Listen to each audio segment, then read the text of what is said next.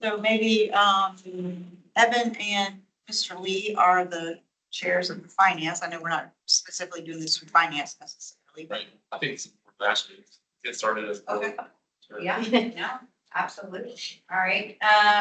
So good afternoon and welcome to this is our second budget workshop. Yes. And thank you all for being here. We're looking forward to hearing some updated information. So we appreciate this opportunity. So if you want to start. Yes, thank y'all again for coming. We did get some updated information, and we repositioned some of the items from the slides from our last budget workshop when we met with y'all. So we just kind of wanted to bring y'all up to date on where we are right now today. Wanted to make sure that we,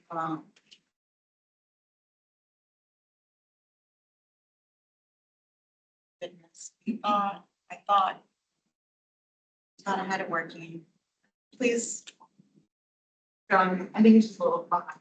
A little behind? Okay, I'll be patient. Oh, there we go. The slide that we skipped was the same one that we had the last time, just going over our budget priorities. Student achievement, of course, is top of the list. Teacher quality, recruitment and retention, not just for teachers, but for all of our staff. And then financial stewardship, of course, for all of our funds that we spend across the district. What's happening in Columbia right now? We are here, which we've gone through the House Ways and Means. They've had their budget committee meetings, went to the House floor, and then it went through the Senate Budget Subcommittee. Then it went to the full Senate Finance Committee. So that's where we are now. Then it has to go back to the Senate floor. And then anything that was a difference between the Senate and the House must go to a conference committee for them to agree upon it. So we did have some changes coming out of Senate, which we'll talk about in just a few minutes. The changes on my screen, it just takes a second. We'll delay the action. So the next slide that we're talking about is on revenues. We spent a lot of time on expenditures last time, so we just wanted to bring some information to you about revenues. So the blue box is our general fund, which is where we spend all of our money from operations comes out of the general fund. We receive those monies from local, state, and a little bit of federal money comes into the general fund. And then there are unrestricted use of the funds. So local property taxes on non-owner occupied property is for operations. Our state aided classrooms, the Property Tax Relief Act funding under Act 388, interest on investments. And then we also have some special revenue fund money, which talk about in just a second. We get to another colored box. The next box is our special revenue funds. Those are separate from the general fund. We have those in completely different categories in our general ledger. They're mainly passed from the South Carolina Department of Education. Some come directly from the U.S. Department of Education. Some come from directly from other federal grants. But Title I and IDEA are two of the big special revenue funds that I'll be able to talk about the most. And then the education improvement. These also are in separate funds from operations, but the biggest piece of that is the EIA funded portion of state aided classrooms, which that money is a separate line item that we show on our cash flow statement. It's a little further down, is a transfer from that special revenue fund into our general fund. So we are able to flex that funding over there. We talked about that in the past. We just kind of wanted to show you that there's 3 different funds for operations. But they have to be maintained separately. Yes, sir. Probably not too much.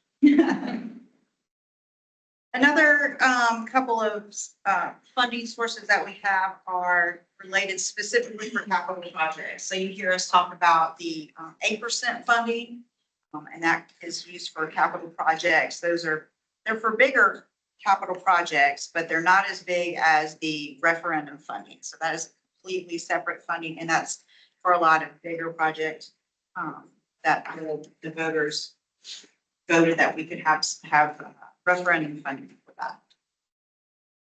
Those cannot be used for operations at all. We can't use them for teacher salaries, staff salaries. They're only used for capital items.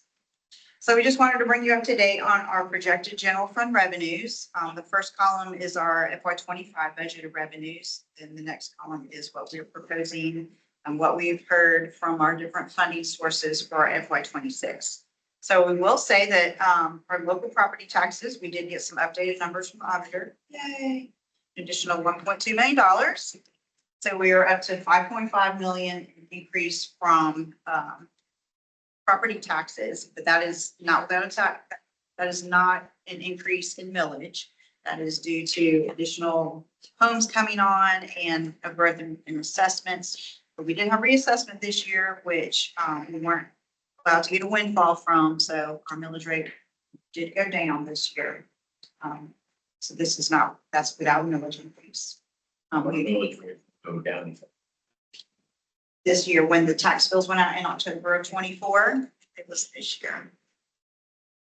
In part of reassessment, they make sure that you at least get your funding from last year to cover what you got last year, that you're not supposed to get a windfall when the property is more than 15%. We brought here last time that our tier 3 money, so the $1.5 million shown there is an increase from the state that they're projecting to help us make up for the difference in what we aren't getting from property owners on taxes. Retiree insurance revenue is going up a little bit. So overall, our total revenues are increasing by 8.6 million in this projected for our general fund revenue. So speaking of local taxes, we just wanted to make sure that we brought this back to you with some additional information. Mr. Lee had asked us for what was our CPI and growth percentage? Because we brought to y'all last time that our mills that we were allowed to get, that we didn't actually realize getting any increases. So the first line was 3.25%, which was 6 mills. 2.73% was our CPI and growth for the next year, 5.7, 10.26, and so on. So those were the percentages in our consumer price index plus growth specifically to Dorchester 2, which equated to the millage that we could have asked for. And again, we have the 3-year look back of 43 mills. And in the current year, the CPI and growth percentage is 6.94%, which would equate to 12.4 mills. So overall, when you look at our total revenues for general fund budget, this is going on current year information for FY 25. Our state revenues are at 72.2%. The state recommendation for our specific district with the index of tax payability specifically for our district is 70-30. So local would be should be closer to 30%. And it's at 26.61%.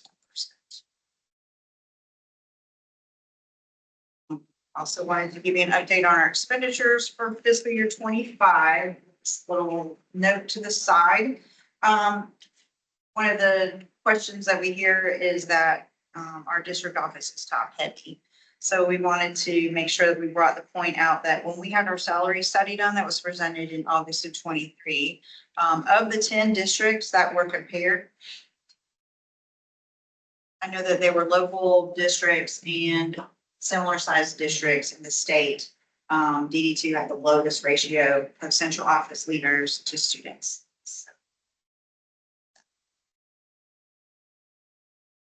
And again, our salaries and benefits make up 86.3% of our budget. So really, that's expenditures and salaries and benefits, and then programs, repairs and maintenance, securities, transportation is all in that remaining 13.7%. Our teacher salary comparison from our neighboring districts in Beaufort, and they're a little far away, but they're close in our student count. So they're sort of close. So we wanted to show where all of us fall on this bar chart for our bachelor's was 18, master's 30, and doctorate. So Dorchester two sadly is the first bar on every one of those. We're the lowest of every one of those. But if you look at our next slide, our starting teacher salary history, we've made great strides. Since 2018, we have made great strides. It's not a good person to our neighbors. We'll keep trying. So we had an updated slide for our class sizes versus our class ratios that Mr. Doherty is going to go over. Yeah, if you look at that slide there, it talks about our district standard class ratios have been in place for several years and followed the projected allocations. And so this year we're kind of right sizing the district. We were looking for an increase of 1,000 students this year, and actually we're down 595 students, and that's where you get the word right sizing, having less allocations. And so basically we will be having about 52 less classroom allocations. And then also we'll have 2 district office allocations less. So that's a total of 54 positions that we're kind of right sizing the district due to the less number of students that we have received. Also, you can see there what we're able to do. We pulled the state average, the state standard for classroom sizes. We've got Charleston and Berkeley, and then ours. And you can kind of see where our class size ratios will be next year when we actually put these into play of those 52 positions coming out of the classrooms due to those numbers. So I may not have updated this, but I did. So these have been in place for several years, these ratios. We're not changing the ratios. So the ratios will be in place. We're trying to, as Mr. Doherty said, right size the class sizes because the number of students in the classes have been low compared to the number of teacher allocations that we had. But these ratios have been in place for several years. I'll give you an example. When we're doing our allocations for our high school salary, Ashley Ridge High School is projected to grow, I believe, 300 to 400 students. And they actually kind of went down and kind of maintained.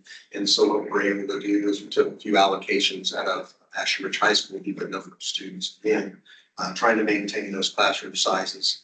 And so again, trying to not impact that classroom as much as we can. But again, to try to be able to give our teachers and our staff a raise this year. So these are some things that I felt like we had to do.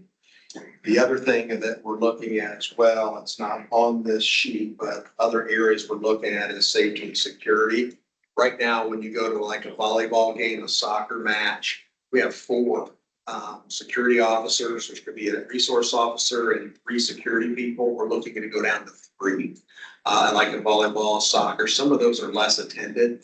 We think we can do away and maybe only have 2 to 3. So that could be a savings there that we feel like we could do.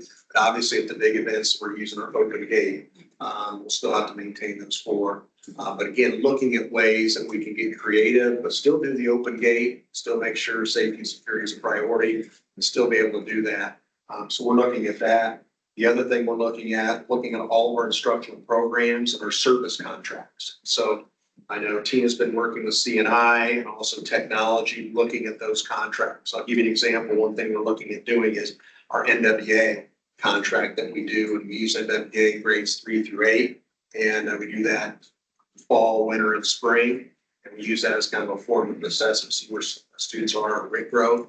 And so what we're looking at doing with that contract is maybe increasing it by 30,000 for training. We have great people in our district and we feel like they can take over that training. And so we're just looking at some additional ways that we can save money with those contracts. And so that's something we'll be bringing to the board probably the next couple meetings, and working on that right now. So I think that would be something important to see. I like the facilities contracts, like part of the ground Yes. maintenance and stuff like that, like re-evaluating them. Yeah, and I'll give you an example. One thing we're looking at, we have a particular company we use for landscaping. And so, especially our 3 high schools, but we're looking at maybe doing a team approach at 2 high schools. For example, they're supposed to have 1 person doing their landscaping per building for each high school, but sometimes they get pulled to do other things. So we're looking at doing a teaming approach and having two people go to one high school, then they go to the other high school, that's two. But then we still may need to use the landscaping company for the other high school. Just not enough there, but again, looking at that, I think we pay one of the contracts, I believe it's $29,000 to take care of one of our high schools, but we feel like if we can maybe get that team approach, we maybe will not use some of the landscape. So just looking at some creative ways and how we can save some dollars. It's like open to like negotiate with like other companies to see if there's like better price out there anymore. Is that something that or else doing that? Yeah, for sure. But again, we've already got these people employed, so we thought, why not try to do that team approach rather than with our own employees. Yeah, that's good. So, those are just some ways that we're trying to get creative. We'll definitely bring that back to the board the next couple of meetings to see which those contracts are, where we can save, negotiate. Particularly, we did have one contract that we were involved with. I know Tina and I were on a conference call with one and trying to get out of the contract. And so that could have been additional savings of maybe $30,000-$40,000, still waiting here. So, just looking at some of this. So, yeah, so every bit counts, and I really appreciate the team has done a great job. Our principals have been very good at working with us when we're looking at these allocation meetings. They have been very, very good. They understand that we're trying to right size. We're not eliminating anybody's job, but just trying to right size and absorb when they lose teachers. And so again, trying to do that. So again, not trying to say, it's bad and we're not cutting, we're not. Again, just trying to right size. Well, it's encouraging to see that you're looking at everything and, wherever we can save $1, that's $1 saved. So I appreciate it. Yeah, it's been good. I mean, it's been good for us, really looking over the oversight and looking at some of these programs. Are they doing this thing? Are they not doing the same thing? So technology, the CNI team and district leadership has done a really good job of trying to really look at those contracts. So again, I know we have a really good start on it. We're looking at how many years is the contract and how much is it? What does it do for us? So we'll bring that all back to you also. You can kind of see what we're after. So.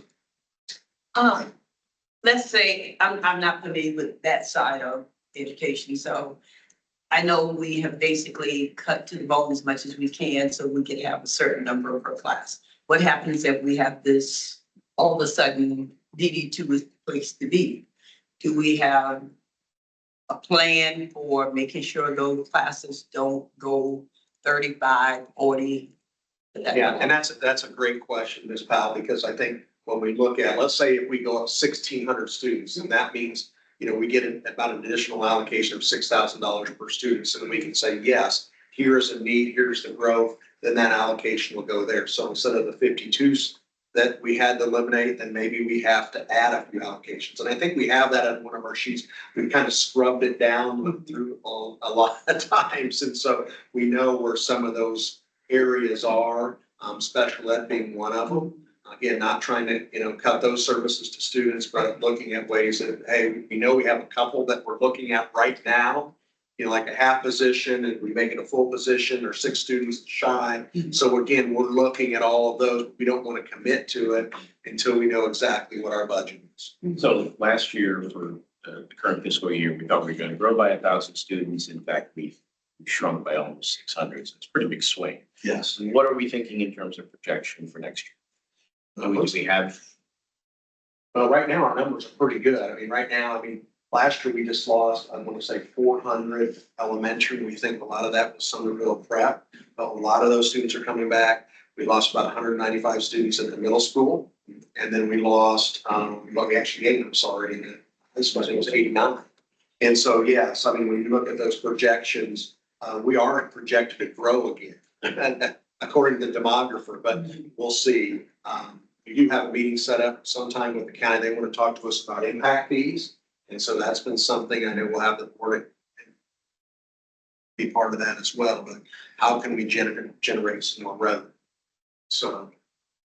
A word on the street, and I'm just saying what they're saying out there. We are getting in a lot more of the children from Charleston because of the way they have been based, a lot of people have been out taxed down there and they can't afford the housing. So they're moving more in this direction.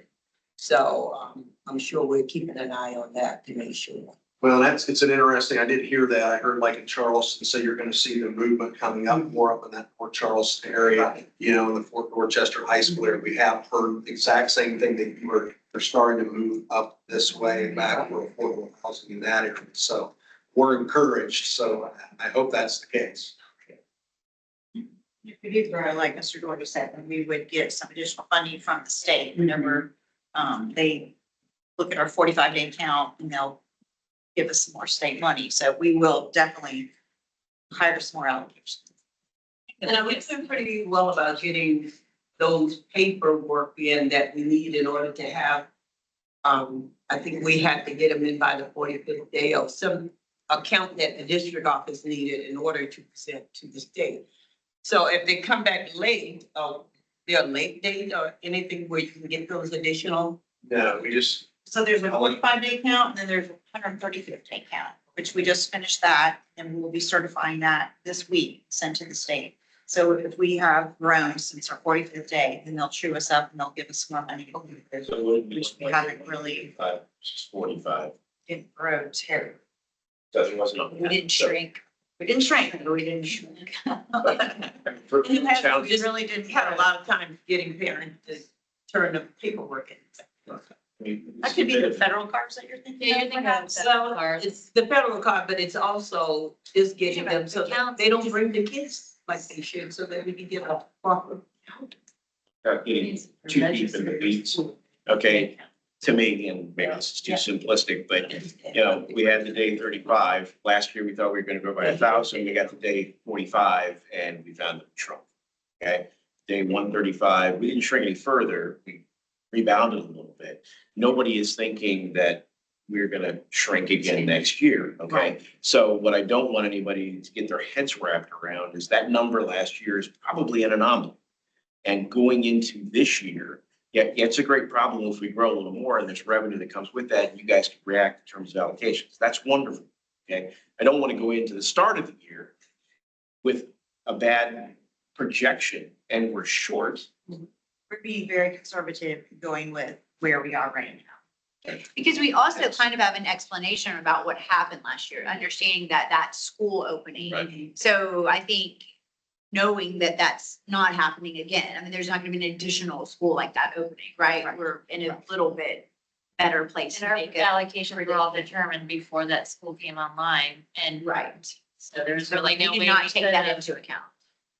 predicted it would have been. and going back to what Mr. Lee has said it's, you know, you don't want to cut yourself so thin. Especially when you're looking at special services. We tried to, you know, keep those conservative. We still think we could cut even more at some of our levels, but we did not do that. We kept it conservative. And letting our teachers and our principals work because I'll just give you an example of a high school. You know, when you're looking at FTEs, they still have some room that they wanted to, they could maybe cut a few more positions. We didn't do that. We want them to be able to have some autonomy and flexibility with And their that's a little schedules. leeway if they do grow Right. before the 40. Because last thing, never do this. If we never cut, unless you never cut somebody in the middle of it. Right, we would never. Yeah, another allocation like after the 45 days. Absolutely. Absolutely. And so we told principals that just hold the line right now. We're gonna look and see what our projections are this year. See what happens if we get additional funding later on. And because we have a list here of priorities, which ones we would go ahead and fill if we get some additional dollars. So. Marvel sneeze. All the way across the room. And you know, even, and you know, we have some questions. We are doing a recruitment fair. And so again, I mean, like I said, we're still positions and we're still high. So, you know, that's a positive. So these were the proposed reductions that Mr. Gordy was talking about for the school positions and district office positions. So Mr. Gordy went over that piece. And we did some moving around. And Lisa, here you go. Lisa's turn. So we moved some things around. We've added some more detail on some things, and there's a couple things that are changed. a lot of the information is the same as what you saw last time. So I'm just gonna go through and highlight some of the things that changed and were updated. So the proposed reductions, those are the same as we reported last time. Still at the 54 overall positions and $5 million in savings. On the mandates and required increases, we moved the projected increase in the SRO contracts. That's actually an addition. We calculated that. The projected energy cost increase and the increase in maintenance materials up to this section, because while they're not state mandated, they are required. On this slide, we're talking about a couple of pending state actions that could result in mandates or could result in some additional costs. We just don't know enough yet or have enough information to complete that. The first is the change in the health insurance. So what we reported last meeting was that the health insurance increase, House Ways and Means was going to do a 0% increase for employers, but the $36 a month for employees. Coming out of Senate Finance just last week, they have they're proposing appropriating more money so that that would pull that cost off the employees. We don't know yet if they are intending to fund that whole difference or if employers would have to pick up some of that difference. So we are kind of holding that out there. We've calculated that if we did have to pay that 3.9% increase, it would be about $400,000 in impact to us, but we are hoping, well, hope is never a strategy, that we won't have to do that.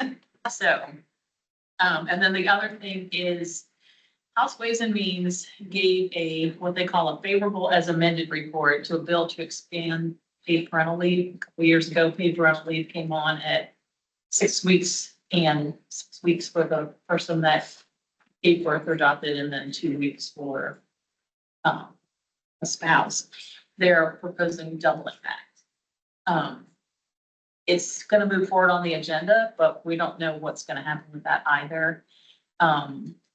If it's doubled from what we anticipated it to be the first time, it would be another $600,000 potentially. That's always up in the air because you never really know how many people are going to utilize it, but that's an estimate. So again, like Tina said, it's going to the full Senate this week, and then anything where there's differences between the House and Senate, they have to come with that. Unfortunately, that doesn't happen until the first week of May. So we still have a little while until you have some.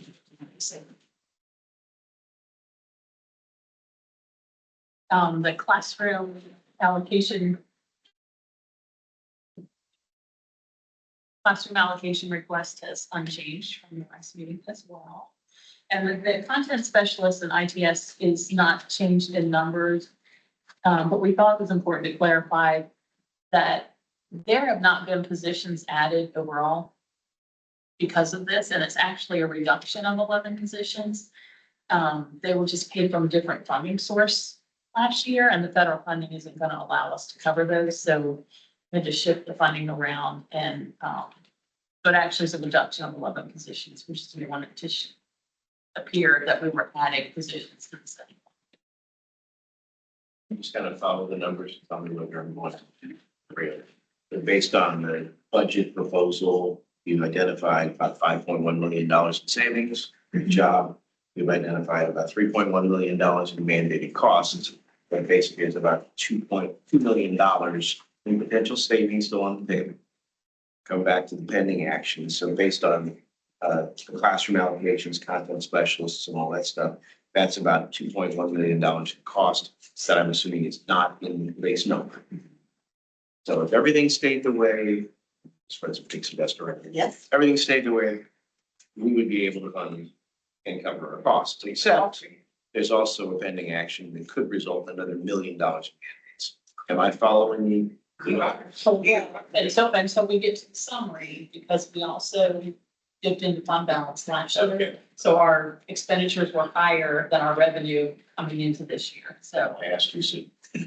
yeah, Okay. we'll get there. Look at, okay. Yeah, but you followed, that's good. Okay, so the next things we talked about were salary increases. One thing that we did was we moved the step for other eligible employees up on the list. We felt that it was important that other people that are eligible for a step were included before we start considering other increases. The teacher step is mandated, so that's up in the mandates, and we felt it was important to include the step, the others are eligible. And then dropping down, the next line is an additional $1,500 increase to the teacher salary scale, bringing our starting salary to $50,500. We would need, under this proposal, 3 mills to be able to make that happen. So it's not the full 3.4 million, but enough to get us to be able to fund that whole amount. We would need 3 mills to do that under this version. Then we had other salary considerations, adding 1% for people not paid on the teacher scale, adding another 1,500 potentially to teacher salaries to bring that beginning salary to 52,000, and then potentially another 2% increase for others, bringing that to 3%. And you can see the mills associated with that. And then the only other request is under the departmental request, and that's for an additional position in personnel for teacher leader recruiting, mentoring, and coaching. So the next slide is the summary of all of those expenditures we just went through. If we were able to increase by 16.9 mils, cover all of the things that we wanted to add or that we feel are needs for FY26.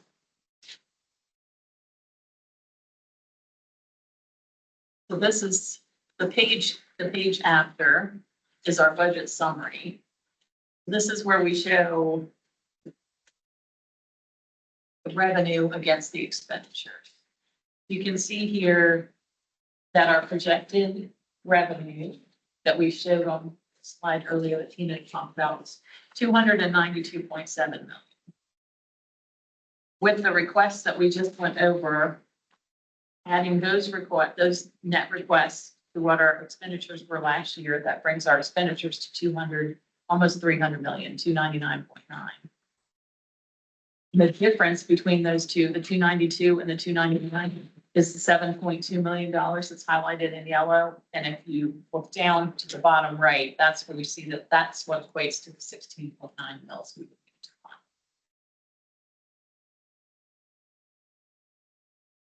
We're keeping up with the summary.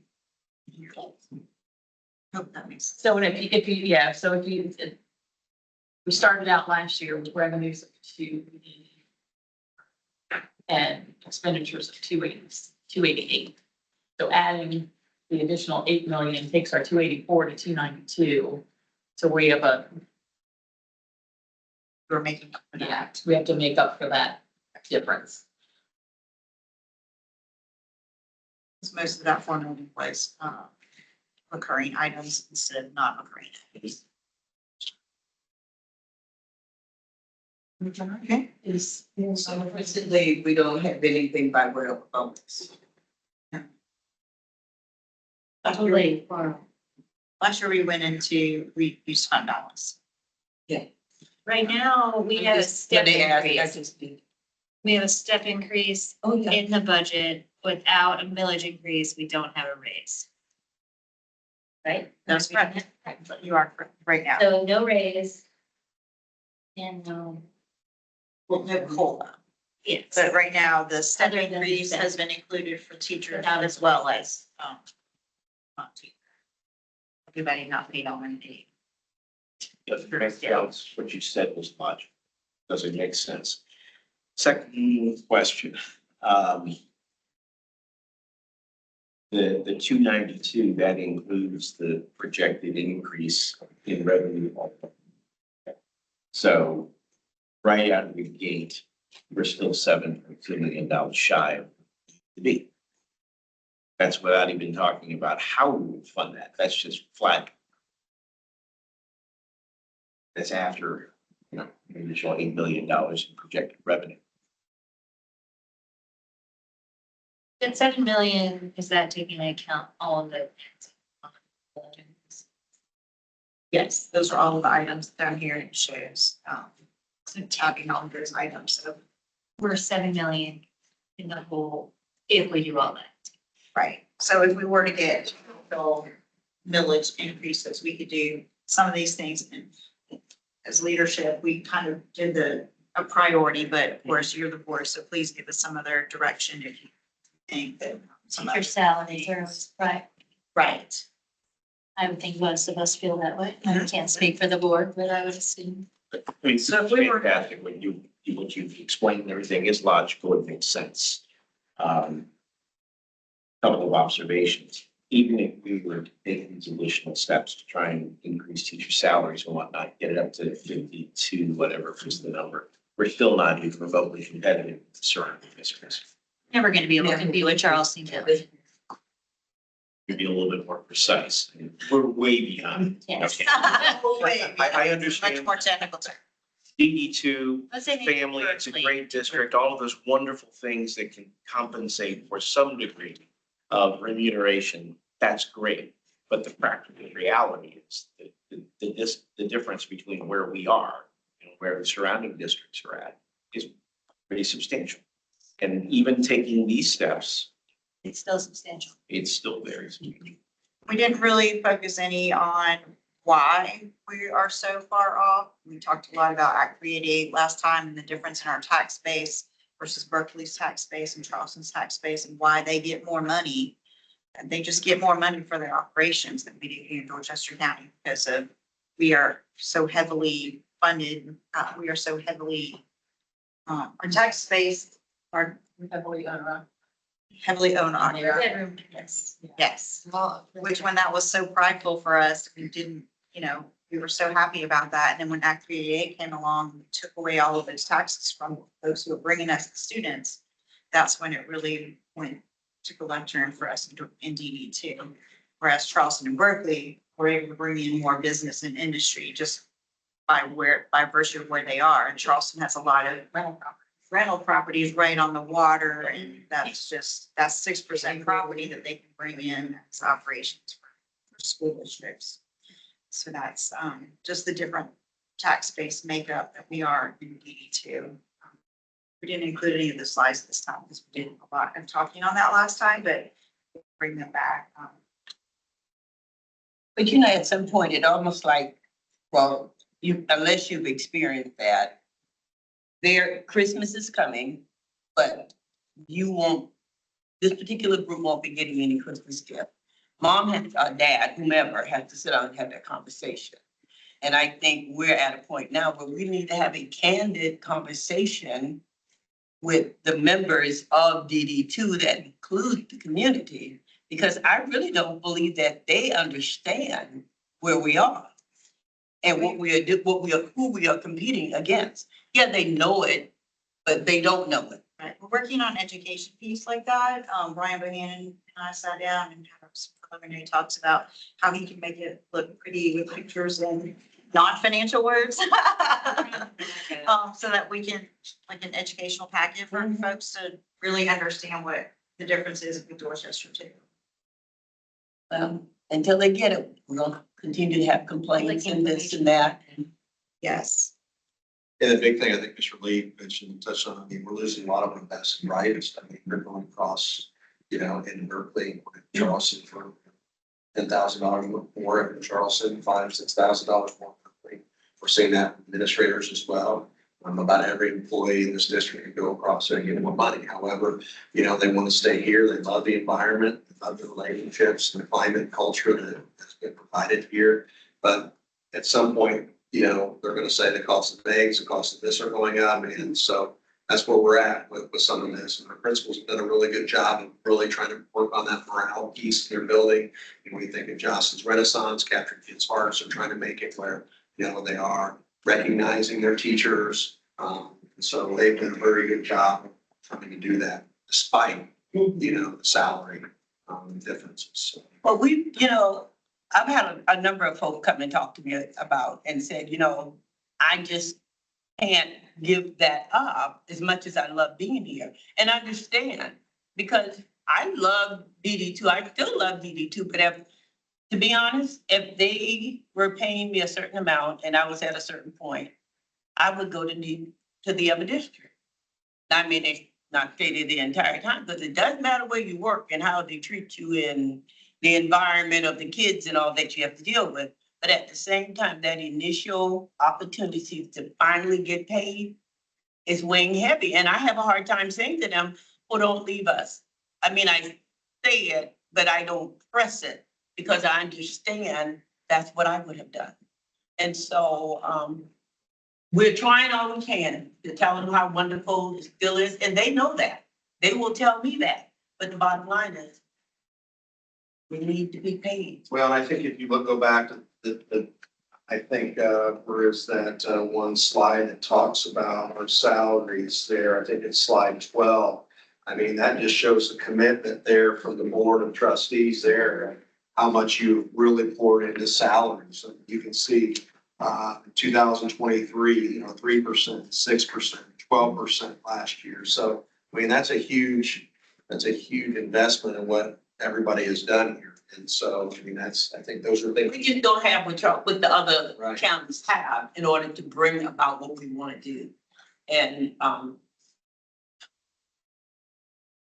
I don't know how to get those that have the ability to give us more, because you can't tell me there is not more available. So the kinds of things you've talked about and whatnot, it's clear you're trying to kick over every rock, trying to find ways. And, respectfully, at 30,000 here or there on a $300 million budget is good. That's the attitude we should have, but that doesn't move the needle in the areas we're concerned. So we ask this, it's not a loaded question, okay? But we ask this, what else should we look at? Is there anything else we should look at? Phrase it the form of a question. Even us to go like into each department and like look even closer at all that too. So I don't know. I don't know where else you could turn over Well, as a you, rock. our expenditures by object group, 87% is salaries and benefits. It's really in the people. And the other 13% covers for operations, transportation. And those are all also essential. Just don't know where you, it's not like we're spending money on fun stuff for no reason that has no purpose. I think when you start cutting more people, you lose a service touch, being able to manage things in buildings, like those administrators, those teachers, those principals, and it's harder to manage. And then that affects your culture and climate. Again, I think we can look at all those positions that we think that we do without, it's like here in the district office. We're gonna do without a couple of positions here, when we think that could be more beneficial in the classroom. So, but you have a great question, Mr. Lane. Again, where is that? I'm gonna continue to look. We're still looking. Yeah.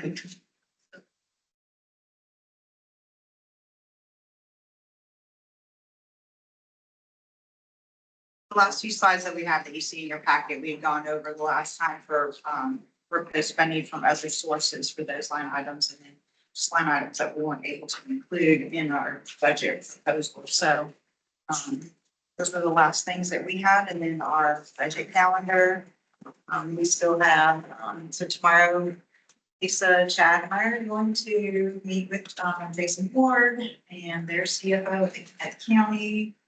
I'm not sure if JJ is attending or not. Just to present them with this.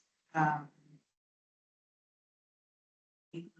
we come back to y'all for another workshop. We're having a public hearing to get some additional public input on April 28th. And we go to this county council on May 12th. Maybe we could be excited. We'll talk about that presentation too. If y'all have any further questions from us, I know we're running close to the next meeting. Thank you. You've done a thorough job. Yeah. I don't have any additional questions at this point, and appreciate all the hard work that you guys have done with updates and all that.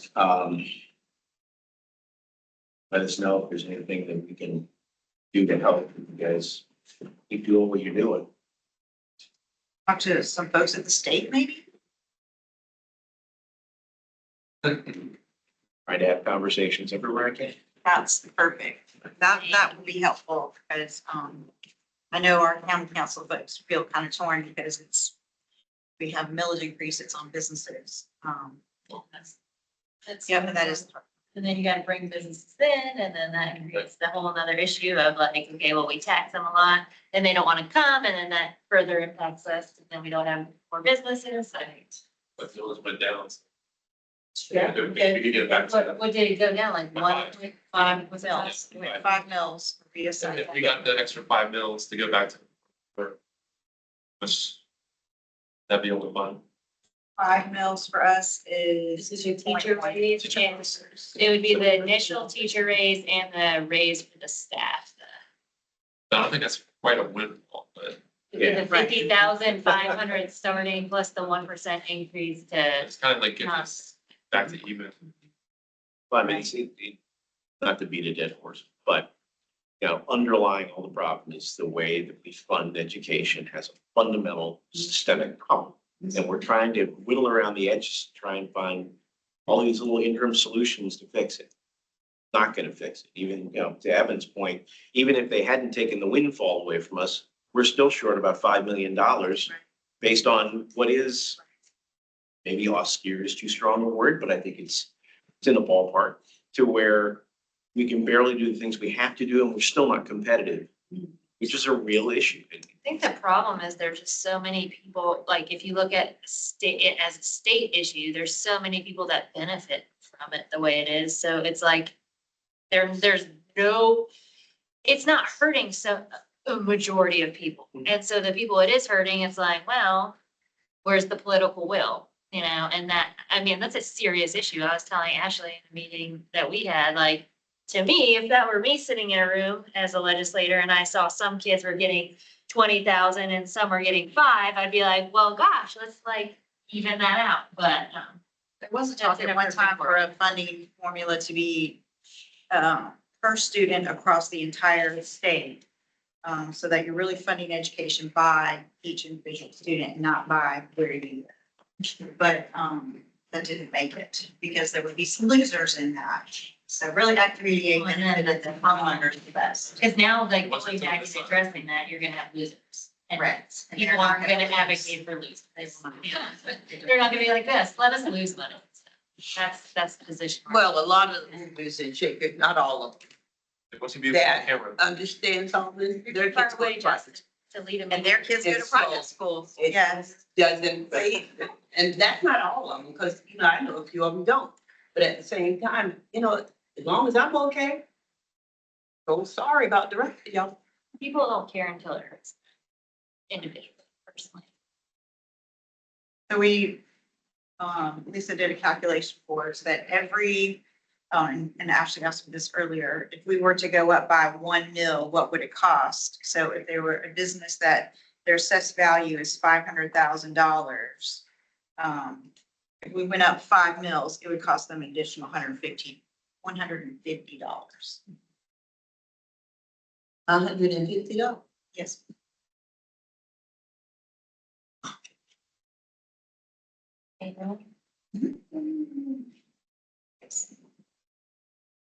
So if we could break it down, it's Annually. $60 for $100,000.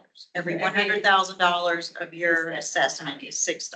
And, you know, Brian's probably paying attention and that all feeds real well. I almost feel like I need Sarah McLaughlin to start singing or something because it's for only 19 cents a day. Yeah, and I get it. We've got to come up with creative solutions. But for me personally, what is frustrating is that we keep trying to kick these cans down the road. Policy, tax policy matters. And while I understand that Act 388 seemed to benefit homeowners, if I'm a homeowner and my schools are awful, what was that kind of a benefit? What kind of message was that? And that's tax policy. Some of those things are outside of our hands. But as a board, we know what our priorities are and what we want to do. We know what the size of the challenge is. And we just have to keep having the conversation. Get through this year. Thank you very much. I know we're leading into the next meeting. So, I'll be the numbers. Getting it there, more fun, you know. Yes, yep, absolutely. Thank you all for all the great information and Appreciate it. Very good. Appreciate all your work too. Looking into every possible way to Say, yeah, thank you all so much, Megan.